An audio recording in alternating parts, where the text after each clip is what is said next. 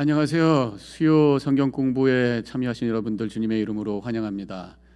저녁 식사 잘들 하셨어요? 요즘에 날씨가 참 좋죠.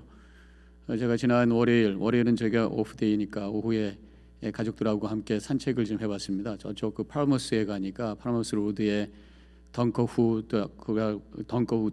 에리아라고 그래서 이렇게 파킹을 하고 그 개천이 쭉 있는 데를 이제 걷게 되더라고요. 보니까 사람들이 굉장히 많아요. 그리고 벌써 이 수비 이렇게 이루어진 것 같습니다. 잎사귀들이 많이 나오고 얼마나 싱그럽고 좋은지. 그러다가 제가 그 개천을 한번 이렇게 봤어요. 거기 보니까 트라웃을 집어넣었다고 해서 이렇게 봤더니 한 구석에 그 송어죠. 트라웃이 막 이 팔뚝만한 큰 게 서너 마리가 이렇게 왔다 갔다 하는 게 있었습니다. 뭐 마음 같아선 잡고 싶었지만 뭐 가능한 것도 아니고 그래서 그냥 보다만 왔는데 이렇게 날씨가 좋아지고 또 봄이 되었습니다. 서서히 사람들도 좀 움직이기 시작을 하는 것 같아요. 물론 아직도 이 코로나 바이러스가 우리에게 어려움을 주고 있지만 그러나 또 하루하루 기쁘게 또 하나님이 주신 그 은혜 가운데 살아가야 될 줄로 믿습니다. 자, 그러면 이제 기도하고 공부를 시작하겠습니다. 찬송도 부르고 또 성경도 읽고 그렇게 하겠습니다. 기도하겠습니다. 감사합니다. 하나님, 이 저녁 시간, 수요 저녁 시간 기억하고 이 자리에 함께 만났습니다. 말씀을 함께 배우고 주님의 뜻을 깨닫고 은혜 가운데 거하기를 원해서 이 자리에 모였습니다. 하나님의 영을 우리 모든 심령들에게 부어주셔서 깨닫게 하옵시고 또 발견하게 하여 주시옵소서. 예수님의 이름으로 기도하옵나이다. 아멘. 자, 그럼 찬송가 함께 부르시겠습니다. 여러분들 따라서 하시면 되겠습니다. 내 영혼이 은총 입어 438장입니다.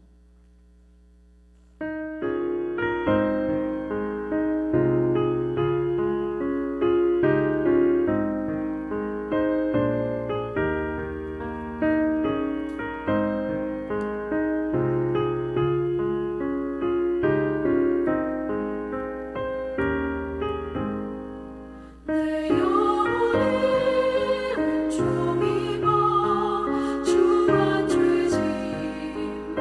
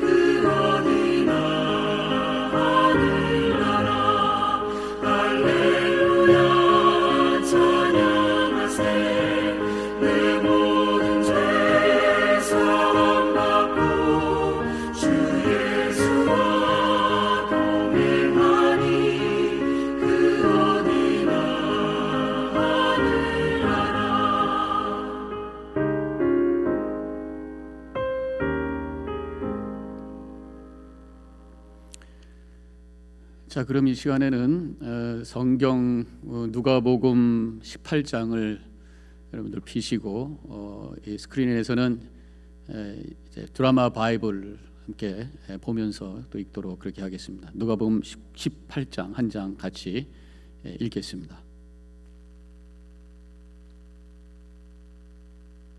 제 18장. 예수께서 그들에게 항상 기도하고 낙심하지 말아야 할 것을 비유로 말씀하여 이르시되, 어떤 도시에 하나님을 두려워하지 않고 사람을 무시하는 한 재판장이 있는데, 그 도시에 한 과부가 있어 자주 그에게 가서 내 원수에 대한 나의 원한을 풀어주소서 하되, 그가 얼마 동안 듣지 아니하다가 후에 속으로 생각하되, 내가 하나님을 두려워하지 않고 사람을 무시하나 이 과부가 나를 번거롭게 하니 내가 그 원한을 풀어주리라. 그렇지 않으면 늘 와서 나를 괴롭게 하리라 하였느니라. 불의한 재판장이 말한 것을 들으라. 하물며 하나님께서 그 밤낮 부르짖는 택하신 자들의 원한을 풀어주지 아니하시겠느냐? 그들에게 오래 참으시겠느냐? 내가 너희에게 이르노니 속히 그 원한을 풀어주시리라. 그러나 인자가 올 때 세상에서 믿음을 보겠느냐? 또 자기를 의롭다고 믿고 다른 사람을 멸시하는 자들에게 이 비유로 말씀하시되, 두 사람이 기도하러 성전에 올라가니 하나는 바리새인이요 하나는 세리라. 바리새인은 서서 따로 기도하여 이르되, 하나님이여, 나는 다른 사람들 곧 토색, 불의, 간음을 하는 자들과 같지 아니하고 이 세리와도 같지 아니함을 감사하나이다. 나는 일에 2번씩 금식하고 또 소득의 11조를 드리나이다 하고, 세리는 멀리 서서 감히 눈을 들어 하늘을 쳐다보지도 못하고 다만 가슴을 치며 이르되, 하나님이여, 불쌍히 여기소서. 나는 죄인이로소이다 하였느니라. 내가 너희에게 이르노니 이에 저 바리새인이 아니고 이 사람이 의롭다 하심을 받고 그의 집으로 내려갔느니라. 무릇 자기를 높이는 자는 낮아지고 자기를 낮추는 자는 높아지리라. 사람들이 예수께서 만져주심을 바라고 자기 어린아기를 데리고 오매 제자들이 보고 꾸짖거늘, 예수께서 그 어린아이들을 불러 가까이 하시고 이르시되, 어린아이들이 내게 오는 것을 용납하고 금하지 말라. 하나님의 나라가 이런 자의 것이니라. 내가 진실로 너희에게 이르노니 누구든지 하나님의 나라를 어린아이와 같이 받아들이지 않는 자는 결단코 거기 들어가지 못하리라. 어떤 관리가 물어 이르되, 선한 선생님이여, 내가 무엇을 하여야 영생을 얻으리이까? 네가 어찌하여 나를 선하다 일컫느냐? 하나님 한 분 외에는 선한 이가 없느니라. 네가 계명을 안 하니 간음하지 말라, 살인하지 말라, 도둑질하지 말라, 거짓 증언하지 말라, 내 부모를 공경하라 하였느니라. 이것은 내가 어려서부터 다 지켰나이다. 예수께서 이 말을 들으시고 이르시되, 내게 아직도 한 가지 부족한 것이 있으니 내게 있는 것을 다 팔아 가난한 자들에게 나눠주라. 그리하면 하늘에서 내게 보화가 있으리라. 그리고 와서 나를 따르라. 그 사람이 큰 부자이므로 이 말씀을 듣고 심히 근심하더라. 예수께서 그를 보시고 이르시되, 재물이 있는 자는 하나님의 나라에 들어가기가 얼마나 어려운지, 낙타가 바늘기로 들어가는 것이 부자가 하나님의 나라에 들어가는 것보다 쉬우니라 하시니, 듣는 자들이 이르되, 그런즉 누가 구원을 얻을 수 있나이까? 무릇 사람이 할 수 없는 것을 하나님은 하실 수 있느니라. 베드로가 여짜오되, 보옵소서, 우리가 우리의 것을 다 버리고 주를 따랐나이다. 내가 진실로 너희에게 이르노니 하나님의 나라를 위하여 집이나 아내나 형제나 부모나 자녀를 버린 자는 현세에 여러 배를 받고 내세의 영생을 받지 못할 자가 없느니라. 예수께서 12 제자를 데리시고 이르시되, 보라, 우리가 예루살렘으로 올라가노니 선지자들을 통하여 기록된 모든 것이 인자에게 응하리라. 인자가 이방인들에게 넘겨져 희롱을 당하고 능욕을 당하고 침뱉음을 당하겠으며 그들은 채찍질하고 그를 죽일 것이나 그는 3일 만에 살아나리라. 제자들이 이것을 하나도 깨닫지 못하였으니 그 말씀이 감추었으므로 그들이 그 이르신 바를 알지 못하였더라. 여리고에 가까이 가셨을 때에 한 맹인이 길가에 앉아 구걸하다가 무리가 지나감을 듣고 이 무슨 일이냐고 물은데 그들이 나사렛 예수께서 지나가신다 하니 맹인이 외쳐 이르되 다윗의 자손 예수여, 나를 불쌍히 여기소서. 앞서가는 자들이 그를 꾸짖어 잠잠하라 하되 그가 더욱 크게 소리질러 다윗의 자손이여, 나를 불쌍히 여기소서. 예수께서 머물러 서서 명하여 데려오라 하셨더니 그가 가까이 오매 물어 이르시되 내게 무엇을 하여 주기를 원하느냐? 주여, 보기를 원하나이다. 보라, 네 믿음이 너를 구원하였느니라. 곧 보게 되어 하나님께 영광을 돌리며 예수를 따르니 백성이 다 이를 보고 하나님을 찬양하니라. 잘 읽으셨죠? 제가 여러분들께 하루 전에 문제를 보내드렸습니다. 이해를 위한 문제. 제가 카톡에서 볼 수 있도록 글씨를 크게 만들어서 보내거든요. 혹시 그것을 다운받는 분들은 사이즈를 작게 해서 다운을 받거나 그것을 프린트아웃해서 사용하시면 되겠습니다. 미리 한번 풀어보시고 저하고 맞춰가면서 하면 재밌을 것 같고요. 하나에 10점씩에서 점수를 한번 계산해 보시면 좋겠습니다. 자, 그러면 지금부터 한번 이해 질문을 함께 풀어보도록 하겠습니다. 1번 문제 1절부터 8절에서 예수님께서 과부와 재판장 비유를 통해서 하시려는 말씀이 무엇인가요? 지금은 과부가 어떤 원한 억울한 일을 만나가지고 이 재판장이 좀 불의한 재판장인데 계속해서 부탁을 합니다. 그것을 풀어달라고. 그래서 이 불의한 재판관이 그냥 자꾸만 계속 힘들게 할 것 같으니까 원한을 풀어주는 그런 얘기가 나옵니다. 자, 이것은 예수님께서 무엇을 위해서 주신 말씀인가? 답은 1번이죠. 항상 기도하고 낙심하지 말라. 왜냐하면 1절에서 예수님께서 이 비유를 시작할 때에 이렇게 말씀하셨습니다. 항상 기도하고 낙심하지 말아야 될 것 할 것을 비유로 말씀하시되 하면서 이 과부와 재판장 이야기를 한 거죠. 이번 사람에게 부탁할 때 포기하지 말고 계속하라. 법적 시비가 있을 때 끝까지 버티라. 원한을 갖지 말라. 이것은 예수님의 의도가 아니죠. 자, 그러면 그래서 1번이고요. 2번에서 위의 비유를 통해 억울함과 원한이 있을 때 어떻게 해야 한다고 배우게 되나요? 우리가 살다 보면은 마음에 상처가 되고 억울한 또 안타까운 그런 마음이 생길 때가 있습니다. 그때 우리가 어떻게 해야 돼요? 많은 분들은 이거 원한을 어떻게 갚을까 이 복수에 대한 계획을 세우는 사람들도 있었겠죠. 또 그냥 뭐 할 수 없지 그리고 포기해 버릴 때도 있겠죠. 또 사람 붙들고 이 사람 나를 힘들게 한 사람에 대해서 막 비난하는 경우도 있겠죠. 근데 우리 믿는 사람들은 우리 예수님께서 이 비유를 통해서 우리에게 말씀하신 것은 하나님께 간절히 기도하는 게 먼저다. 하나님은 그 억울함을 풀어주시는 분이라고 하는 것을 말씀하고 있습니다. 자, 3번 예수님께서 바리새인과 세리의 비유를 말씀하실 때 누구에게 그 대상이 누구인가요? 기도 잘 못하는 사람들에게 기도를 가르쳐 주려고요? 하나님을 믿지 않는 사람들에게 복음을 전하는 그런 내용인가요? 자기의 의에 빠져서 다른 사람들을 멸시하는 그런 사람에게, 제자에게?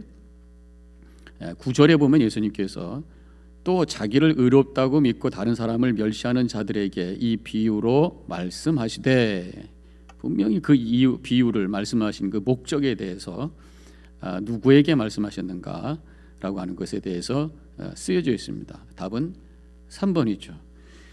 자, 그러면 4번으로 넘어가서 바리새인의 기도의 특징이 아닌 것. 지금 바리새인과 세리의 기도가 비교가 되고 있는데 바리새인의 기도의 특징이 아닌 것. 11절을 보면 알 수 있죠. 서서 다른 사람을 피해 따로 했다. 그렇죠? 바리새인은 서서 따로 기도하여 이르되 이렇게 시작하고 있잖아요. 2번 자신의 거룩함을 드러내는 내용이다. 보면은 나는 다른 사람들 곧 토색, 불의, 간음을 하는 자들과 같지 아니하니 하면서 자신이 이렇게 거룩하게 살았다고 하는 것을 막 하나님께 이야기하고 있는 내용이잖아요. 3번 다른 사람과 비교하면서, 그렇죠?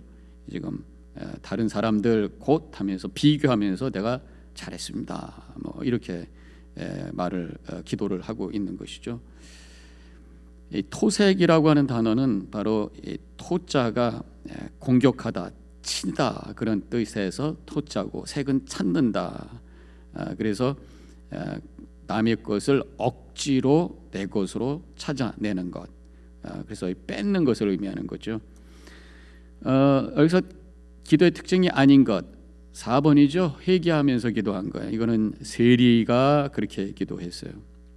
자, 5번 문제, 비유에서 언급하지 않은 세리의 기도의 내용은, 세리 기도는 13절에 나오죠. 감히 눈을 들어 하늘을 쳐다보지도 못하고 다만 가슴을 치며 이르되 하나님이여 불쌍히 여기소서 나는 죄인으로소이다, 그렇게 기도했잖아요. 가슴을 치면서 기도했다. 하나님의 긍휼을 구했다. 겸손의 기도였다. 근데 이번에 하늘을 쳐다보지 못하고 기도했다 이렇게 돼 있으니까 2번이 틀린 거죠. 자, 6번 질문, 예수님의 말씀입니다. 빈칸을 채우세요. 무릇 자기를 높이는 자는 낮아지고, 그렇죠? 자기를 낮추는 자는 높아지리라. 이것은 지금 바리새인과 세리의 기도의 이야기를 끝내시면서 예수님께서 주신 말씀이에요. 자기를 높이는 사람은 누구 얘기하는 거예요? 바리새인이죠. 자기를 낮추는 자는 누구예요? 세리죠. 세리를 주님께서 의롭다 인정하셨다, 그런 말씀을 하시면서 낮추는 자, 겸손한 자, 내가 죄인인 것을 인정하는 자를 주님께서는 구원하시고 높이 세워주신다라는 말씀입니다. 7번, 예수님은 어린아이들을 어떻게 대하셨나요? 풀로 가까이 오게 하셨다. 아는 척도 안 했다. 집으로 돌려보내라고 했다. 뭡니까? 제자들이 못 오게 하니까 왜 그러냐고, 데리고 와라. 그렇게 해서 아이들을 불러 오셨습니다. 1번이죠. 8번 문제, 부자 관리가 예수님과의 대화를 마치고 근심한 이유는 무엇입니까? 예수님께서 뭐라고 말씀하셨어요?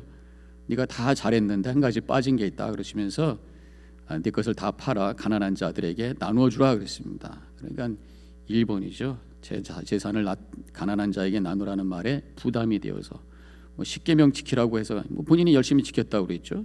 예수님을 따르라고 해서 그거는 그 다음 얘기고요. 계명을 지키지 못한 것을 나무라셔서 네가 계명을 잘 지켰다고 칭찬까지 하셨습니다. 그런데 단 한 가지 재물의 문제에 대해서 그가 자유롭지 못했다고 하는 것을 말씀하신 거죠. 자, 9번, 맹인이 예수님을 지나가신다는 소식을 듣고 무엇이라고 외쳤나요? 다윗의 자손 예수여 나를 불쌍히 여기소서. 제가 한번 말씀을 드린 적이 있죠. 우리 전통적으로 한 문장의 기도가 있습니다. 가장 간단하면서도 아주 파워풀한 그런 기도가 있는데 그것이 바로 Jesus Prayer.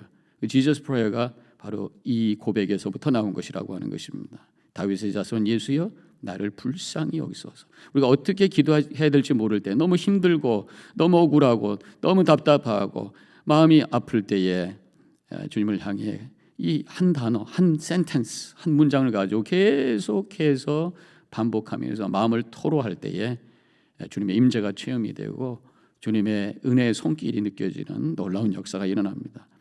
주님 나를 불쌍히 여겨 주옵소서. 예수님 나를 불쌍히 여겨 주옵소서. Lord have mercy on me. 이런 Jesus prayer를 여러분들 한번 프랙티스 해보시기 바라겠어요. 자, 10번, 예수님께서 맹인에게 어떻게 대답하셨나요? 맹인이 눈을 뜨게 되잖아요. 예수님께 나를 불쌍히 여기소서 했을 때 예수님께서 눈을 뜨게 하시면서 42절에 보라 내 믿음이 너를 구원하였느니라, 그런 말씀을 하셨습니다. 굉장히 중요한 말씀입니다. 믿음이 너를 구원한다, 그런 말씀을 해주신 것이죠. 자, 이렇게 해서 우리가 믿음이 전체 이제 질문을 이해 질문을 마치고 전체 내용을 간단하게 요약을 하면서 그다음에 자세히 말씀을 좀 풀어가도록 하겠습니다. 전체 내용을 여러분 문제를 통해서 여러분들이 어느 정도 파악하셨겠지만 뭐 읽기도 하셨고, 두 개의 비유가 먼저 시작이 됩니다. 과부와 재판관의 비유, 바리새인과 세리기도의 비유. 그래서 1절부터 14절까지 두 개의 비유의 말씀을 하시고 나서 그다음에 어린아이에 대해서 잠깐 말씀하십니다. 제자들이 금하니까 나무래시면서 품어주십니다. 그러면서 하나님의 나라는 이런 자의 것이니라. 어린아이와 같은 사람에게 주어진 것이 하나님의 나라다. 그런 말씀을 해주셨어요. 그러고 나서 이제 부자 관리가 나타나서 예수님과 대화를 합니다. 영생에 대한 대화를 한 그 내용이 길게 나옵니다. 그리고 예수님께서 갑자기 자신이 예루살렘에 가서 죽으실 것과 부활할 것에 대한 말씀을 31절부터 33절에서 나오고 있어요. 그러고 나서 이제 마지막 부분에서 맹인을 고치시는 이야기가 이어지면서 42절, 43절까지 있습니다만 42절에서 네 믿음이 너를 구원하였느니라, 그런 말씀을 하고 계십니다. 여기서요, 이 예수님의 죽음과 부활의 얘기가 왜 갑자기 거기에 끼어들었을까, 그런 질문을 해보게 되는데, 이 컨텍스트, 말씀의 흐름 속에서 주시는 메시지가 있다고 하는 것을 아셔야 돼요. 그 부자와 관리하고 예수님의 대화 속에서 질문이 영생이었습니다. 그런데 영생 얘기하다가 예수님께서 죽음과 부활 얘기를 하신 거예요. 그리고 마지막에서 믿음이 구원한다. 영생과 믿음 사이에 십자가가 있다고 하는 것을 생각해 보세요. 그러면 뭡니까? 이 영생을 얻기 위해서는 결국은 이 십자가를 믿을 때에 얻게 되는 것이다. 영생이라고 하는 구원은 십자가, 예수님의 죽음과 부활의 사건을, 그것을 알고 또 믿음으로 고백할 때에 와지는 것이다. 이런 흐름 속에서 이런 메시지를 우리가 찾게 됩니다. 자, 그러면 이제 말씀 내용을, 이제 전체 내용을 우리가 파악을 했고요. 그 다음에 좀 자세히 그 말씀을 풀어가도록 하겠습니다. 오늘은 한 부분만 하지 않냐고 전체적으로 말씀을 풀어가도록 그렇게 하겠습니다. 먼저 아까 두 개의 비유가 있다고 말씀을 드렸는데, 첫 번째 비유는 과부와 재판장의 비유죠. 1절부터 8절까지의 말씀이잖아요. 이 억울함을 당한 과부가 있었습니다. 너무 억울해서 재판장에 가서 이 억울함을 풀어달라고 그러는데, 재판장이 이렇게 의로운 재판장이 아닌 거예요.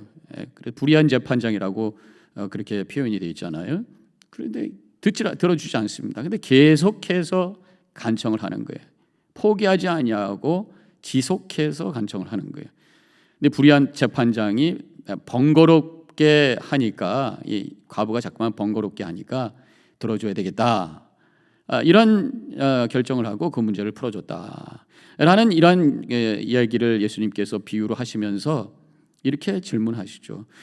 의로우신 하나님은 이 불의한 재판장이 과부의 원한도 풀어줬는데, 하물며 의로우신 하나님이 우리가 계속해서 그 억울함 속에서, 그 안타까움 속에서 간청할 때 외면해 주시겠느냐, 그런 말씀이죠.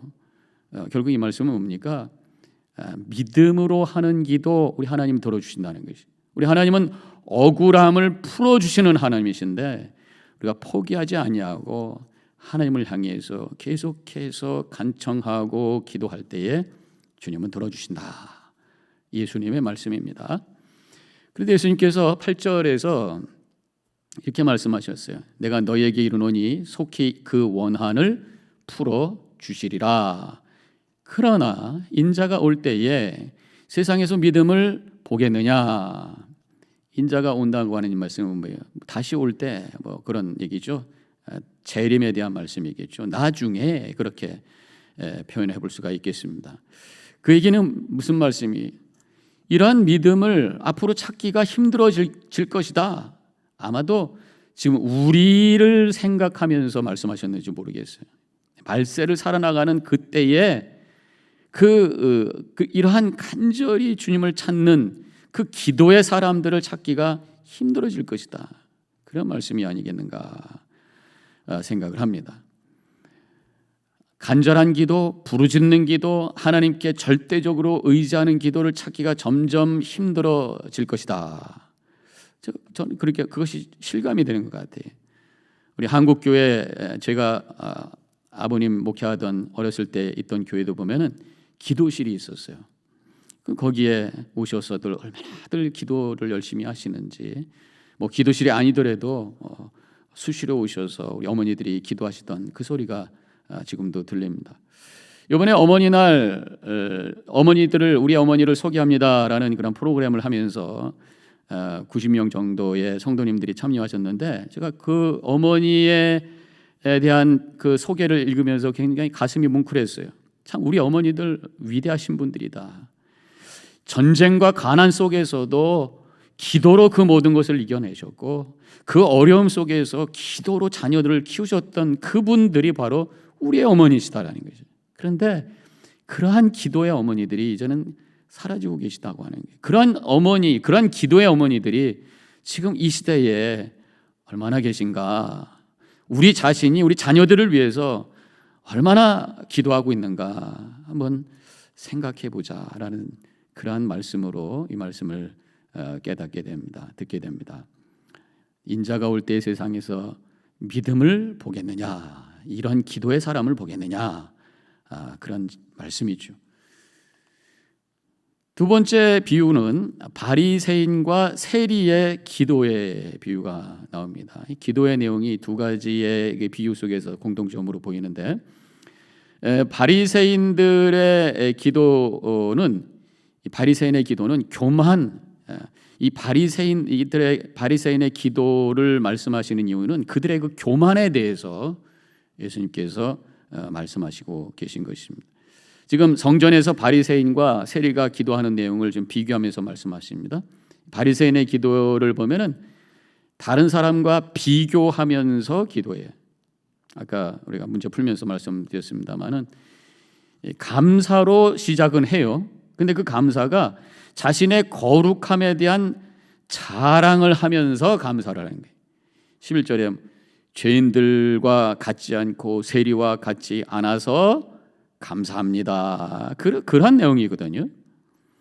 다른 사람과 비교하면서 내가 이렇게 거룩하게 살아서 감사합니다. 그런 고백인데, 우리가 주로 이 비교의식이라고 하는 게 참 위험하다는 말씀을 많이 드리잖아요.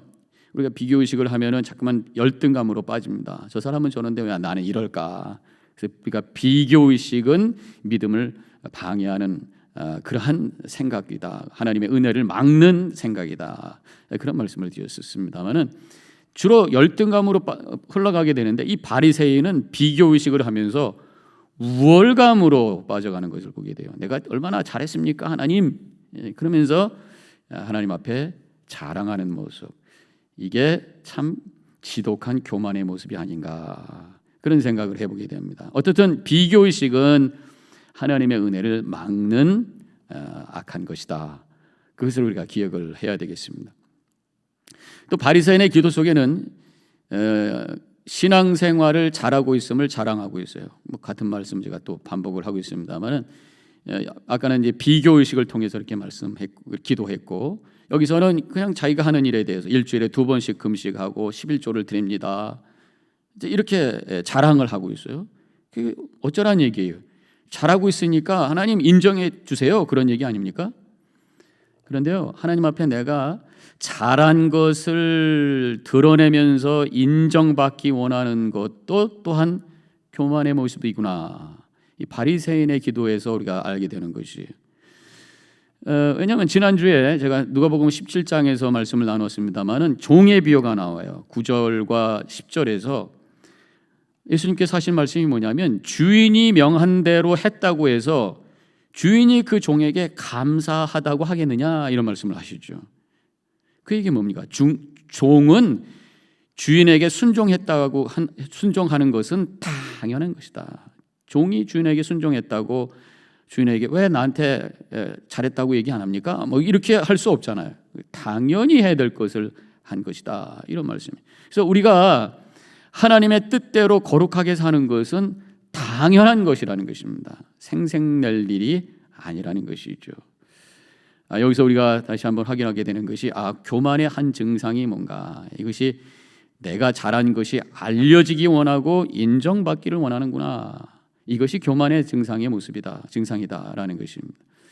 교회에서 가끔 시험 받는 일 중에 하나가 뭐냐면 내가 인정받지 못했다고 생각해서 그래.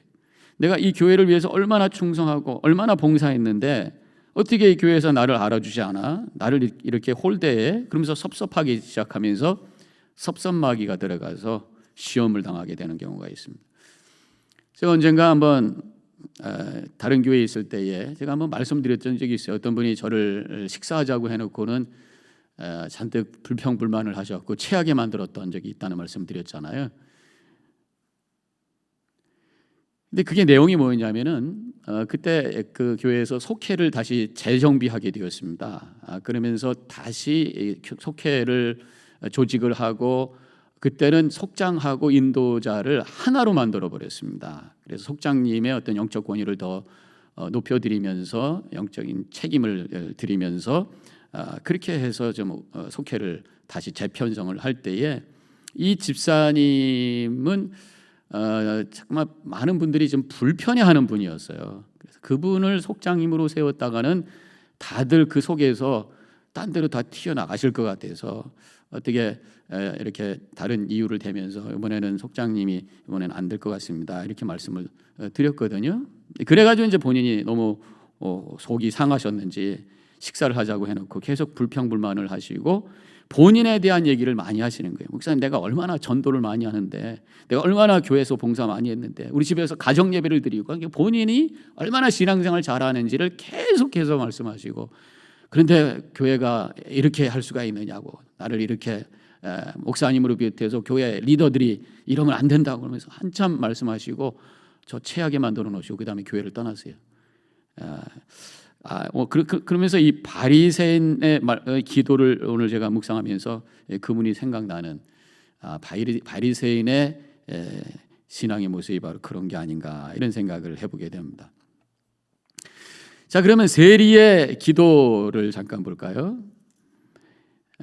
감히 하늘을 쳐다보지 못하는 그러한 엎드려서 주님 앞에 드리는 그러한 기도였습니다. 성경에 보면은 가슴을 치면서 13절에 하나님이여 불쌍히 여기소서 나는 죄인으로소이다. 자신의 죄를 인정하고 있어요. 제가 한번 말씀드렸습니다. 당시에 그 세금을 거두는 방법은 세금을 거두겠다는 사람이 세금을 거둘 양을 자기가 책정을 해가지고 정부에다가 그것을 제시를 하는 거예요. 그러면 그 정부에서 시임은 시정부에서 이 사람이 좋겠다고 그러고 결정을 합니다. 물론 많이 한 사람에게 하겠죠. 세금을 많이 거두려고 할 테니까. 그러면 그분은 그 목표를 세운 것을 채우기 위해서 막 백성들에게 세금을 걷는 거예요. 근데 목표만 채우겠습니까? 본인도 뭔가 베니핏이 있어야 될 거예요.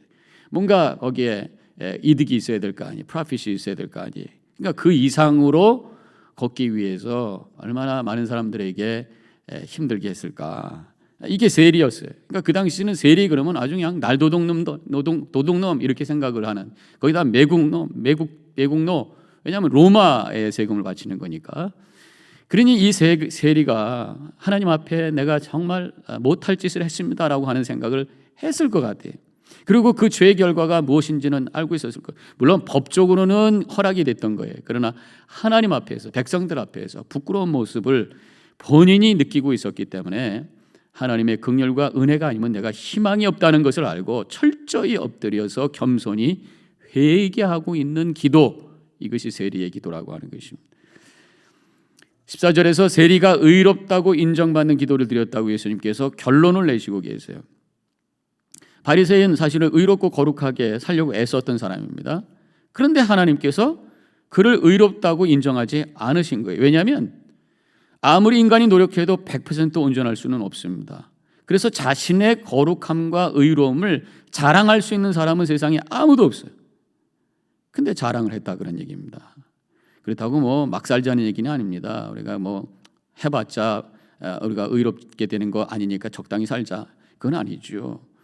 하나님의 도우심으로 의롭고 거룩하게 살도록 애를 써야 돼요. 그러나 스스로 의롭게 할 수 없음을 인정하고 늘 하나님의 은혜를 구하고 감사하면서 십자가 붙들고 감사하면서 겸손한 모습으로 살아나가는 이것이 바로 믿음의 소유자라는 것이. 그런데 바리새인은 이러한 겸손이 없었어요. 교만했어요. 하나님은 교만한 자를 물리치신다고 야고보서에서 말씀했습니다. 이 세리 백성들을 힘들게 했던 사람입니다. 그렇지만 죄를 인정하고 하나님의 공의 앞에 엎드려 회개하고 있어요. 죄를 아는 죄인입니다. 사람은 두 가지 종류밖에 없어요. 죄를 인정하는 죄인과 죄를 인정하지 않는 죄인, 두 가지밖에 없다고 하는 것입니다. 언제든지 죄를 인정하고 은혜를 구하는 자, 하나님은 외면하지 아니하시고 받아주시는 좋으신 하나님이신 줄로 믿습니다. 세 번째, 어린아이를 받아주시는 예수님의 모습을 보게 돼요. 어린아이와 같아야 하나님 나라에 들어갈 수 있다고 말씀해 주시죠. 그게 무슨 말씀이겠습니까? 믿음은 단순하고 순수해야 된다는 것입니다. 그렇다고 우리가 무지하게 살자 그런 건 아니죠. 어린아이들의 모습 속에서 우리가 단순하고 순수하지만 어린아이들을 무식하다고 얘기하지 않습니다. 왜냐하면 어린아이들은 지금 오픈마인드 돼 있고 열심히 배우는 과정 속에 있는 거예요. 마찬가지로 우리 믿는 사람들도 순수하고 단순합니다. 단순하게 믿는 거예요. 그렇지만 열린 마음으로 열심히 하나님의 진리를 더 배우는 열망을 가지고 살아가는 것입니다. 그렇지만 결국 우리가 머리로 하나님의 진리를 다 담을 수 없다는 우리 인간의 한계를 인정하면서 겸손히 엎드려 하나님의 말씀을 들을 수 있는 그 단순함과 순수함, 이것이 바로 믿음이고, 그런 믿음이 있을 때 능력을 바라기 시작하면서 지금부터 시작되는 천국을 경험하게 되는 것이죠. 그래서 16절에 하나님 나라가 이런 자의 것이니라 그렇게 말씀하셨어요. 자, 부자 관리 이야기가 나옵니다. 18절부터 30절. 그 18장에서 제일 많은 부분을 차지하고 있어요. 하루는 한 부자가 예수님을 찾아와서 영생을 어떻게 하면 얻겠습니까? 질문합니다. 그때 예수님께서 구원받고 천국의 삶을 사는데 방해하는 것 중에 하나가 재물이라고 하는 것을 알려주시는 것이죠. 그 내용을 정리하자면 이렇다고 하는 것이죠. 제가 지난주 수요일 공부에서 지난 주일날 말씀 설교 속에서 믿음을 방해하는 것 중에 하나가 세속적 재물관이라는 말씀을 드렸죠. 그래서 우리 믿는 사람들은 청지기적 물질관을 가져야 된다, 그런 말씀을 드렸습니다. 그것은 뭡니까? 내가 가진 것이 아니라, 이건 내 것이 아니라 하나님이 주신 것을 맡은 자라고 하는 믿음의 고백을 해야 된다는 것입니다. 그때 재물에 대한 집착을 하지 않게 되죠. 오늘 본문에서 예수님께서는 사실은 이 부자 관리에게 더 과격하게 말씀하고 있어요. 22절에서 내게 있는 것을 다 팔아 가난한 자들에게 나누어 주라. 이 말씀의 뜻은 뭡니까? 네가 갖고 있는 건 네 것 아니다. 청지기적 재물관을 가져라 라는 말씀이죠. 아마도 이 부자가 재물에 대해서 굉장히 강하게 집착하고 있었던 것 같아요. 그래서 예수님께서 그렇게 도전적으로 말씀하신 것 같습니다. 물론 예수님께서 이 말씀을 하신 것이 우리가 다 거지가 되라는 말씀이 아니죠. 돈 벌지 말고 그냥 가만히 홈리스처럼 살라, 그런 말씀이 아니에요. 예수님은 분명히 달란트 비유를 통해서 열심히 일해서 돈 벌라고 말씀하셨습니다. 그리고 그런 종을 칭찬하셨어요. 부자에게 말한 것은 재물을 모으는 것에만 집착하지 말고 머물지 말고 재물로 하나님의 영광 돌리고 사람을 살리는 데 사용해라. 청지기적 재물관을 가져라, 그런 얘기죠. 많이 주셨으면 네가 많은 일을 해야 될 것이고, 적게 주셨으면 거기에 맞춰서 하나님의 뜻을 이루면 된다고 하는 것입니다. 근데 사람들은 그렇지가 않다고 하는 거예요. 많이 가져도 더 가지려고 하는 것이 인간의 욕심인 거예요. 어떤 분이 했던 말이 귀에 계속 남아있는데 이렇게 말씀하시더라고요. 부자가, 어떤 사람이 부자가 되냐, 돈에 욕심이 많은 사람이 부자가 되더라, 그런 얘기를 하셨어요. 저는 우리 성도님들이 정말 다 부자가 되기를 원해요. 그런데 욕심으로 부자 되지 마시고 하나님의 은혜로 부자 되시길 바랍니다. 욕심의 부자는 재물을 끌어안고만 있어요. 그러나 은혜로 부자 된 사람은 하나님의 뜻을 위해서 쓸 줄 아는 사람인 줄로 그렇게 믿습니다. 25절에 예수님께서 이렇게 말씀하셨어요. 이 부자 관리하고 얘기를 하는 중에 낙타가 바늘께 들어가는 것이 부자가 하나님 나라에 들어가는 것보다 쉬우니라. 이건 무슨 얘기예요? 욕심으로 부자 된 사람이 하나님 나라가 들어가는 거 불가능하다 그런 말씀이죠. 이 말씀을 하실 때에 제자들이 그러면 모두 다 구원받을 사람이 도대체 누가 있겠습니까? 모두 다 구원 못 받겠네요. 그때 예수님께서는 무릇 사람이 할 수 없는 것을 하나님은 하실 수 있느니라. 이게 뭡니까?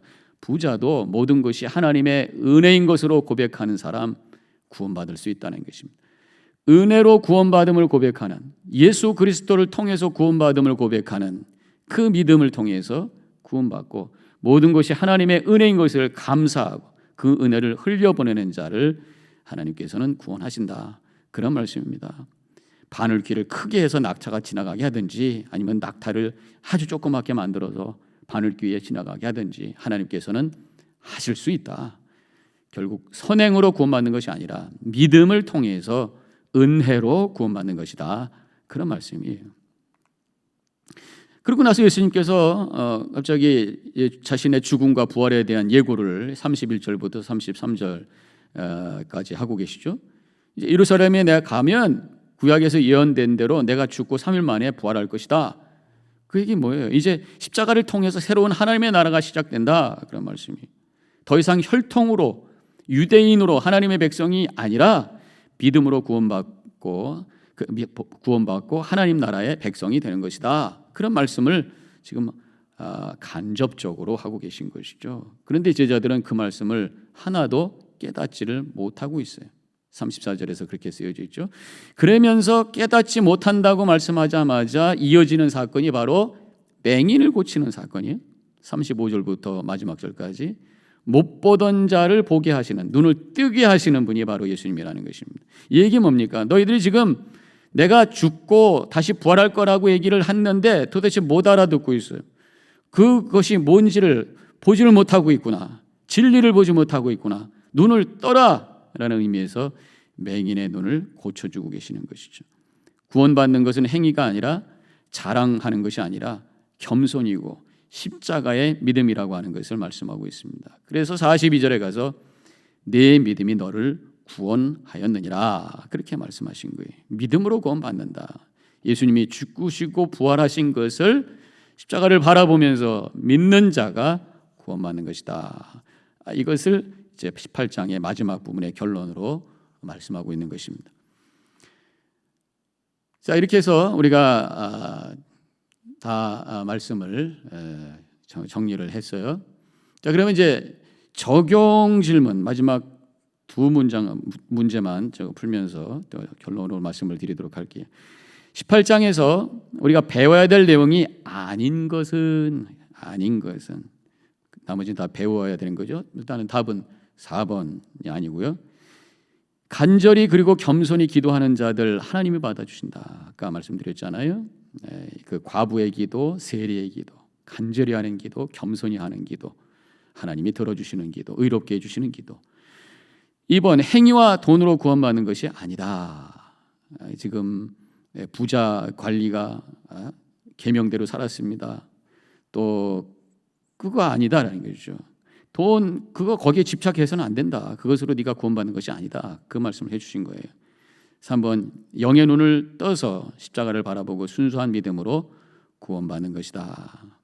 그래서 바디메어의 눈을 뜨게 하시고 맹인 여기선 바디메어라고 안 나왔습니다. 죄송합니다. 맹인의 눈을 뜨게 하시고 그다음에 믿음이 너를 구원했다. 십자가를 바라보고 믿음으로 구원받는다는 말씀을 해주시고 계세요. 무소유자가 되어야 된다. 이 부자 관리에게 네 거 다 팔아라고 했던 것이 무소유자가 되라고 한 것은 아니라고 말씀드렸습니다.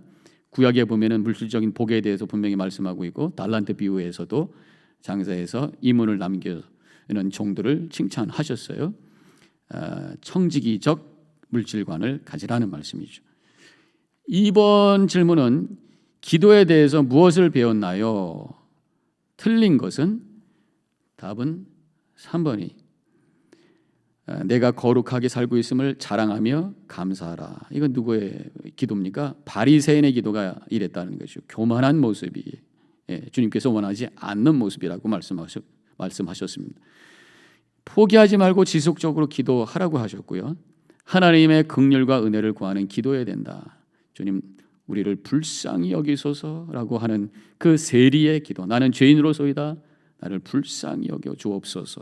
하나님의 긍휼과 은혜를 구하는 그러한 기도. 그 다음에 네 번째 기도의 자세는 겸손이다. 자, 이렇게 적용 질문을 했어요. 이번에 이제 18장을 통해서 우리가 기억을 해야 될 것은 어려움 속에서 사람들에게 해결책을 찾기 위해서 기도하라는 말씀. 이 비유, 두 개의 비유의 공통점이 다 기도잖아요. 기도. 간절히 하는 기도, 그 다음에 겸손히 엎드려서 은혜를 구하는, 하나님의 긍휼을 구하는 기도. 우리 기도하는 그러한 시간이 되어야 될 줄로 믿습니다. 또 한 가지는 물질에 대한 어떤 청지기적 물질관, 이게 믿는 자들이 가져야 될 물질에 대한 자세. 하나님이 주신 재물을 가지고 하나님 섬기고 이웃을 사랑하는 일에 쓰임 받는 삶을 사는 그런 것을 말씀해 주셨어요.